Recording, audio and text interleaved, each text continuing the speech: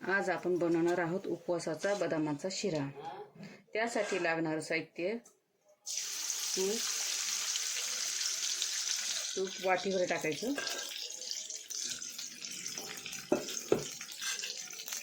आणि हे रात्री मी बदाम भिजू घातले होते, सकाळी मिक्सरमधून काढून घेतले। आता याच्यामध्ये टाकायचे ते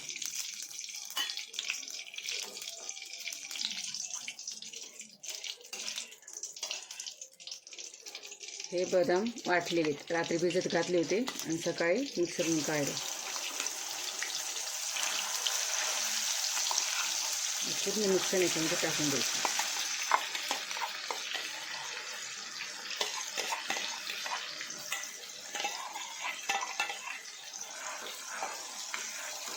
असं पूर्ण व्यवस्थित परतून द्यायचं।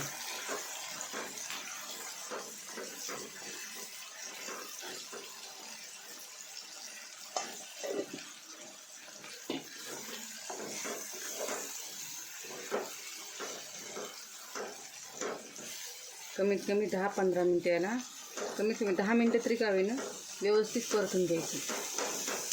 जेव्हा तूप सोडायला लागलं की तेव्हा आपण समजायचं की आपलं हे बदामाचं मिक्सर तयार झालं। मग त्याच्यानंतर शेवटी त्यात आपण साखर घालणार आहोत। अगोदर पूर्ण परतून घेणार आहोत याचा ओलावा जाईपर्यंत।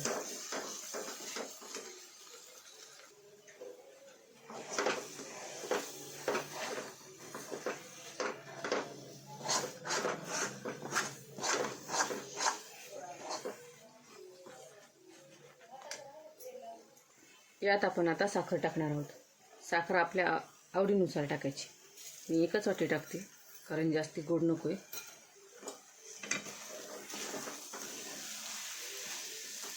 मिक्स करून घ्यायचं।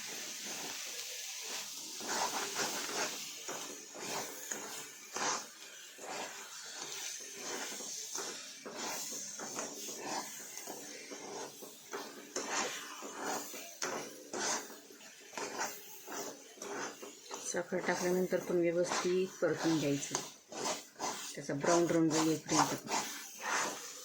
साखर वितळते, बघा किती सुंदर होतं। हा जर शिरा खाल्ला, एक डिश जरी खाल्ला तरी दिवसभर भूक लागत नाही।